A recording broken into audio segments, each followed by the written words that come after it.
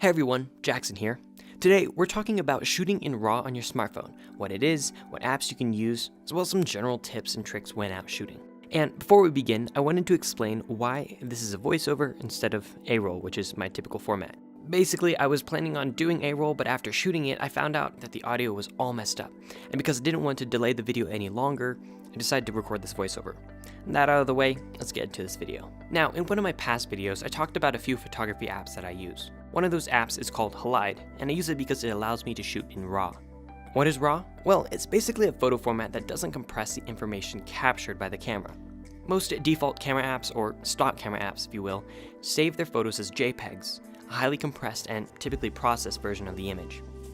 And thanks to the fact that they are heavily processed and compressed, you can't edit them a whole lot.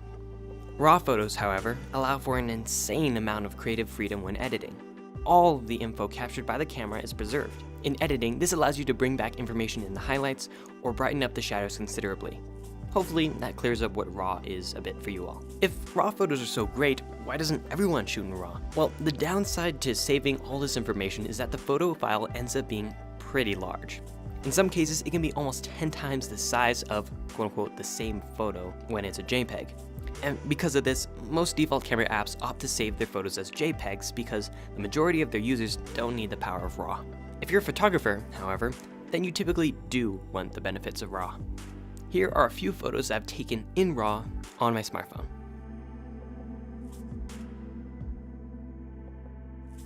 Now that we know what the benefits are when shooting in RAW, let's dive into some apps that we can use to shoot in RAW. If you're on iPhone, I highly recommend using Halide, the app that I mentioned a bit ago. It's an extremely well-designed manual camera app that, of course, allows for RAW photo capture. That being said, it's $5.99 on the App Store, so the price might be a deterrent to some. However, I think it is 100% worth it. If you're looking for an alternative to Halide, I'd check out Obscura 2, which was just released a few days ago.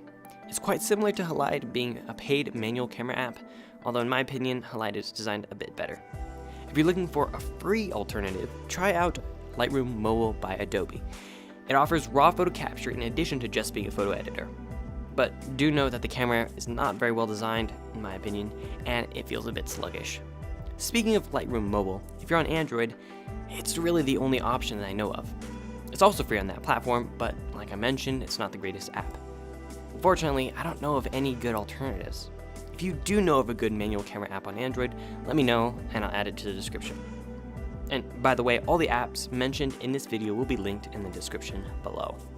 Alright, now that we have our manual camera app of choice installed on our smartphone, here are a few tips for shooting in RAW on your smartphone, although some of these tips can be applied to photography in general. Tip number 1, pay attention to your exposure, even if you're shooting in RAW. While you are able to fix many things thanks to the flexibility that RAW photos provide when in the editing phase, you'll still want to make an effort to properly expose your photos. Try to get the very best photo you can in camera and then deal with the editing later. Tip number 2, if you're shooting handheld, which you most likely are if you're shooting on your smartphone, you might want to shoot with a faster shutter speed. Imagine your camera sensor is like a piece of paper, and exposure, taking a photo where the shutter opens and closes in front of the sensor, is like taking a Sharpie and making a mark on the paper. A short exposure, or a fast shutter speed, is like taking the pen and making a quick jab at the paper. You leave a small, precise dot when you lift up. A short exposure when taking a photo will essentially freeze movement. A long exposure, or a slower shutter speed, is like taking the pen, but when you put it on the paper, you let it sit there for a second. Taking a long exposure allows whatever is happening in frame to move around a bit, perhaps blurring or streaming across the photo. Now, if your hand is shaking, then the image sensor will shake as well. Think of the paper moving a tiny bit. When the pen goes down on the paper, it might be a bit sloppy. Next, you should keep in mind that low ISO is gold. ISO is a measurement of how sensitive the image sensor on your camera is to light.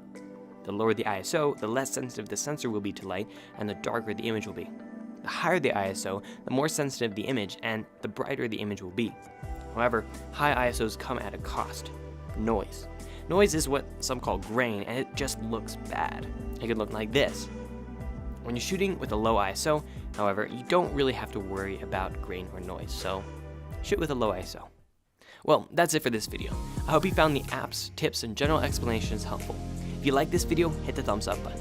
If you like cinematic tech videos, hit that subscribe button. Feel free to follow me on social media, links in description. Thanks, and I'll see you all later.